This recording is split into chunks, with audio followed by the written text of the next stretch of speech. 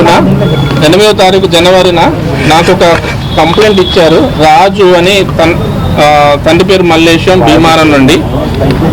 ఇక్కడ రికవరీ అయిన తర్వాత కూడా కావాలని కొనసాగించిండ్రు, మమ్మల్ని చాలా ఇబ్బంది పెట్టిండ్రు, డబ్బులు ఎక్కువ వేసిండనే ఇది కంప్లైంట్ చేయడం జరిగింది. ఇదే పేషెంట్ని హైదరాబాద్ తీసుకపోతే మీకు ఏం కాలేదని కూడా చెప్పిండ్రు అని దీంట్లో కంప్లైంట్లో రాశారు. సో దాన్ని బేస్ చేసుకొని ఈరోజు నేను సంబంధిత వైద్యులను ప్రశ్నించడానికి, దాంతోపాటు మా క్లినికల్ ఎస్టాబ్లిష్మెంట్ యాక్ట్ నిబంధనలను పాటిస్తున్నారా లేదా అనేది చూడడం కూడా జరిగింది. దాంట్లో టారిఫ్ మాత్రం పెట్టలేదు. దానికి మేము తప్పకుండా నోటీస్ ఇవ్వాల్సి వస్తుంది, దానికి వాళ్ళు సమాధానం చెప్పాల్సి వస్తుంది. సో నేను 2 కేస్ షీట్లు తీసుకోవాల్సి వస్తుంది ఇక్కడ.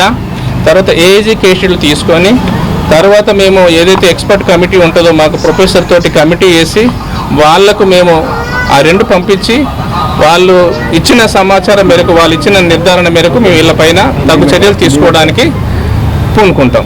Okay sir, thank you. జనవరి 20వ తారీఖు మా అబ్బాయికి జ్వరం వచ్చిందని కళ్యాణి హాస్పిటల్కి వచ్చినాం.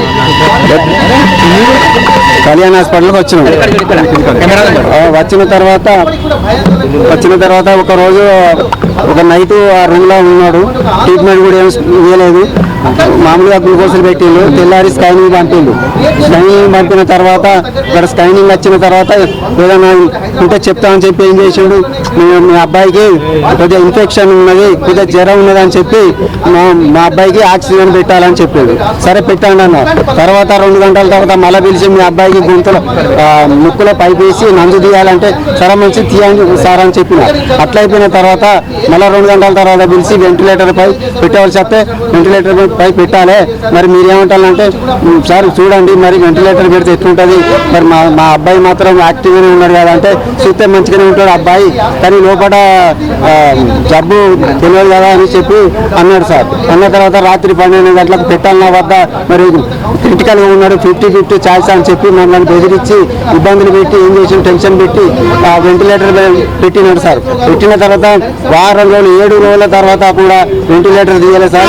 7వ రోజు కూడా మళ్ళీ నన్ను పిలిచి దాసరి దిలీప్ డాక్టర్ అని శ్రీకాంత్, ఇటు కార్తీక్, 3 డాక్టర్లు. శ్రీకాంత్ ఎక్కువ టార్చర్ పెట్టిండు సార్.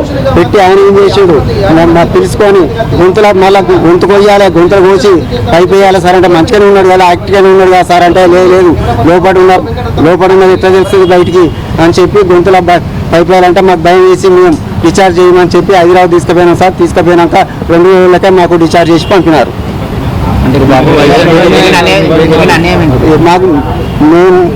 మేము చిన్న నౌకరి, మాకు అన్యాయం జరిగింది, మాకు న్యాయం కావాలి.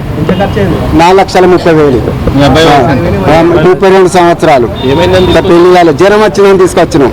జ్వరం వచ్చిందంటే కొద్దిగా తగ్గుతాడు మామూలుగానే.